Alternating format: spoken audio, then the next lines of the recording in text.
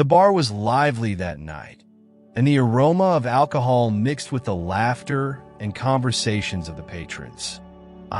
Jake, the charismatic bartender always ready for a flirt, listened to snippets of conversations while preparing drinks. Overhearing fragments of dialogue, something caught my attention. A group of men was talking about the widow Helen, a wealthy and lonely woman who lived in an imposing mansion. I couldn't help but move closer, curious. "Have you heard? She has an immense fortune?" One of the men commented, taking a sip of his whiskey. "That mansion is just the tip of the iceberg. They say she's so lonely that anyone can approach her and win her heart," another replied, laughing. "But don't be fooled. She's not just any woman. She has a cunning that few notice." Words like fortune and lonely echoed in my mind. I knew this could be the opportunity one had been waiting for to escape the monotonous life of a bartender and step into a world of luxury. The thought of winning over a wealthy woman intrigued me. If I can win Helen's heart, my life will change forever, I thought, already plotting a plan. That same week, I received an invitation to a social event where Helen would be present. The adrenaline coursed through my body as I imagined the possibility of approaching her. Upon arrival, I saw the woman who dominated the conversations of the men at the bar. She looked stunning, wearing an elegant dress that accentuated her figure. I pretended to be a famous artist, someone there just to have fun and perhaps charm a wealthy widow. "Are you an artist?" Helen asked, her eyes sparkling with curiosity. "Yes, my lady. I'm always in search of new inspirations," I replied, smiling. "Art is a way to express everything we feel." She smiled back, and I realized I was managing to draw her closer. I told invented stories about exhibitions and the life of a wandering artist. Her laughter was music to my ears, and the connection became palpable with every word. "You are fascinating, Jake," Helen said, leaning in slightly. "I've never met anyone who makes me feel so alive." It was at that moment I understood that beyond a plan, something more was forming between us. What I initially saw as a strategy to secure a fortune began to blend with a genuine attraction. Before I knew it, she invited me to her mansion. My heart raced. It was the chance I needed to put my plan into action. But as I walked alongside her, a seed of doubt began to sprout. Did I really want her, or just her wealth? The light from Helen's mansion filtered through the heavy curtains, creating a cozy yet somewhat oppressive atmosphere. I sat in the living room, surrounded by luxurious furniture that seemed to tell stories of a past filled with glamour.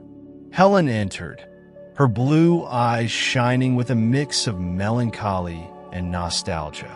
"Jake, do you remember what our first date was like?" "I was so nervous," she commented with a shy smile. "Of course, Helen, you looked stunning." I could barely focus on what I was saying. I replied, trying to give a compliment that seemed sincere. What I really wanted was to know more about her, her memories, and the life she had led alongside her late husband. "Sometimes I miss him. Life was more vibrant with him by my side.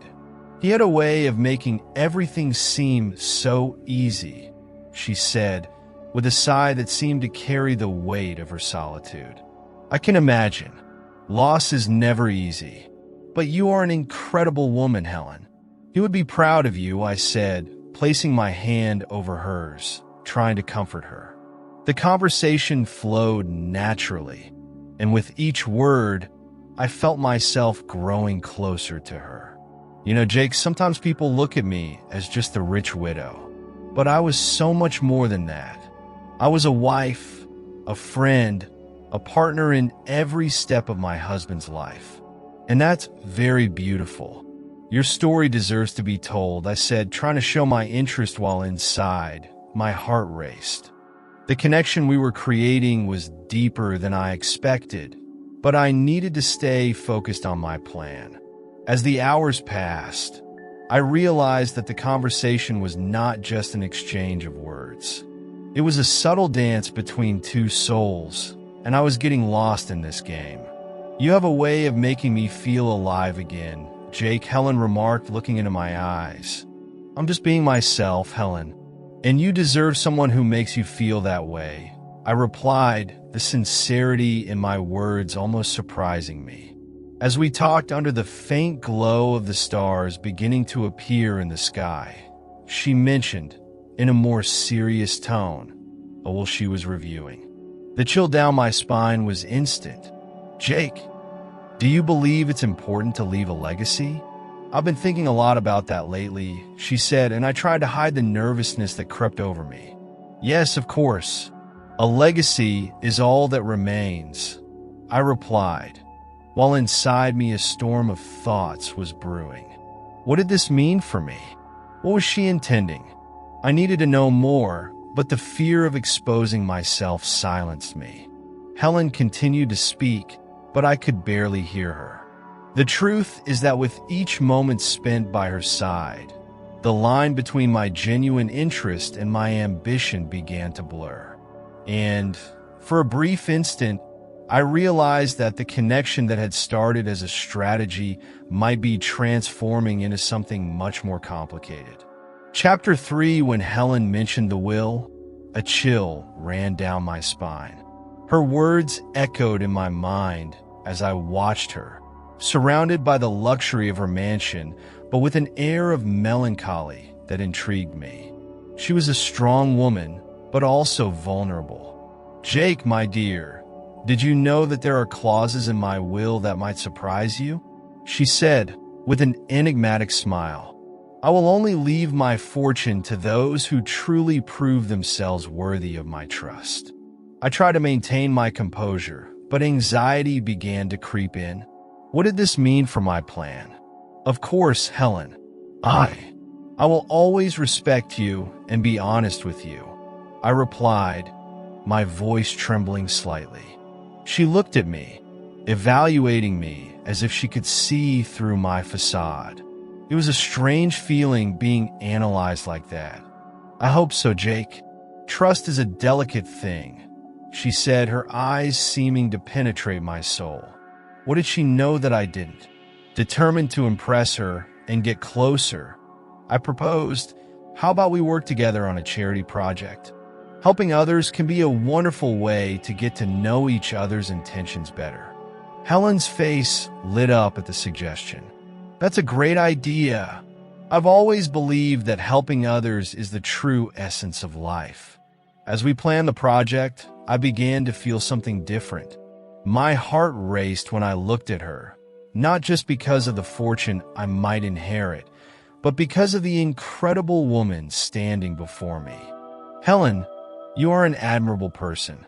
I feel like we have a special connection," I said, trying to put into words the emotions that were starting to stir within me. "Jake, you are kind. Many people approach me only because of my money. But you seem different," she replied with a hopeful glance. Those words left me in internal conflict. Was what I felt genuine, or was it just a strategy to win her trust and inheritance? As we worked on the project, the sun was setting on the horizon, casting a golden light over us. I watched her, lost in thought, and realized that more than the wealth, I was starting to care about her happiness. With each laugh shared, each story told, I wondered if the love that was growing was real, or if it was just a game to secure my future. The atmosphere in Helen's mansion was charged with palpable tension. I found myself in a dilemma. The soft glow of the lights reflected off the old paintings as I tried to decipher what was going on in Helen's mind. Sitting on the elegant sofa in the living room, she began to speak in a serious tone. "Jake, I've been thinking about some things," she said, fixing her eyes on me as if she were searching for something I couldn't see. "You know, life is full of surprises, and some of them might not be so pleasant." "What do you mean, Helen?" Anxiety began to settle in me. What was she trying to say? "Are you okay?" She hesitated for a moment, then exclaimed, "I have a feeling that someone might be trying to deceive me. Spying on my fortune, perhaps?" Those words cut through the air like a knife. I could feel my heart racing. No, this can't be true. I tried to reassure her, but the truth was that my mind was racing. How could I ensure that she never discovered my true intentions? You are a smart woman. Don't let these ideas torment you. You care more about the money than about my safety, don't you? Her question hit me like a punch in the gut. Silence settled between us, and I could see the look of distrust on her face. "I need to know if you really care about me, or if you're just interested in my fortune." "No, Helen, I care about you. You're amazing, and I enjoy spending time with you. Your fortune is the least of my concerns." I lied, trying to remain calm. But inside, I was in a whirlwind of emotions. "I want you by my side when I meet with my lawyer," she said, breaking the silence. "I need someone I can trust, someone to help me protect what's mine." Those words left me in shock. Part of me wanted to refuse, fearing that this meeting could expose my intentions even more, but another part knew that this was an opportunity to get closer to her. "Of course, Helen. I'll be by your side, always," I replied, trying to sound convincing. She smiled, but there was a shadow of doubt in her eyes. I knew the battle was not won, and that Helen, with all her cleverness, could be more astute than I imagined. With every step I took, I felt the ground beneath me becoming more unstable. And deep down, one question echoed in my mind. How far was I willing to go to secure what I wanted? The atmosphere in the lawyer's office was tense. The air was thick with formality and an expectation I couldn't quite grasp. Helen was sitting across from me, with an expression that mixed seriousness and a faint smile, while the lawyer, a middle-aged man with thick-framed glasses, flipped through some documents. "Jake, I would like you to present yourself as my protector," Helen said, looking directly into my eyes. I felt my heart race. "We are considering a portion of the inheritance for you, should you prove yourself worthy." Those words left me in shock. "Worthy?" I repeated, trying to mask the avalanche of emotions that flooded me. What did that mean? What did she expect from me? I knew I had to act, even though the idea of being considered for an inheritance made me anxious. "Yes, Jake. Life has taught me to be cautious. I want to know if you truly care about me, or if you are just interested in what I can offer," she continued, not breaking eye contact. I feigned being emotional, but in reality, I was plotting a new plan. "I'm here for you. I want to protect you from anyone who wishes to take advantage of your kindness." The lawyer raised an eyebrow, clearly skeptical. "Helen, do you really believe he can be trusted? Manipulating people is a dangerous game." I almost laughed at the lawyer's audacity. "I understand your concerns, but I can assure you that I am committed to taking care of her," I replied, trying to keep my voice steady. "Be careful, Jake," he insisted, his tone more serious now. "No one likes to be manipulated, and Helen is smarter than you think." I ignored his warning, determined to move forward with my plan. What the life of a rich widow could offer was irresistible. What I needed was more time to gain Helen's trust and thus secure my position. With each moment I spent by her side, the chances of me winning her inheritance became more tangible. But at the same time, there was a part of me that began to question whether there was something more between us. "You don't need to worry, Doctor. I will prove that I am worthy," Jake said with a calculated smile, while Helen seemed contemplative, watching every move I made. The game had just begun, and I was determined to win. As I was in the mansion's library, surrounded by books that seemed to whisper secrets of the past, the atmosphere was heavy with the tension that precedes a storm. Helen entered, her eyes filled with a wisdom I had underestimated. The way she looked at me made me feel that the game had changed. "Did you really think you could fool me, Jake?" Her voice was calm, but there was a firmness that made me nervous. "I've always known your intentions from the very beginning." I tried to maintain my composure, but my heart raced. "Helen, I care about you. You know that." The words came out more like a plea than a declaration. The truth was that I was starting to feel something for her that went beyond my interest in her fortune. "Ah, my dear, you are good at acting, but your actions speak louder. I have already tested your loyalty, and the answer was clear." She turned, picking up a folder that was on the table. "Here's what I really planned." She opened the folder and, to my astonishment, presented a new will. "Instead of leaving my fortune to you, I decided to create a foundation in memory of my late husband. The money will be used to help those in need." "That doesn't make sense." "You can't do that." I couldn't contain my frustration. I've been here for you. Have you? Or were you just after what I could offer you?"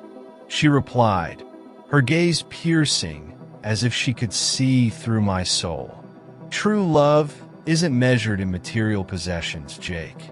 Unmasked, I realized that my ambition had blinded me. "Helen, I don't know what to say."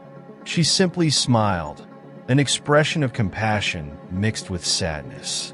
"Say that you understood. Say that you learned a valuable lesson about love and sincerity." Her voice was gentle, but each word reverberated in my mind. With a resigned sigh, I stood up, feeling that there was nothing more to be said.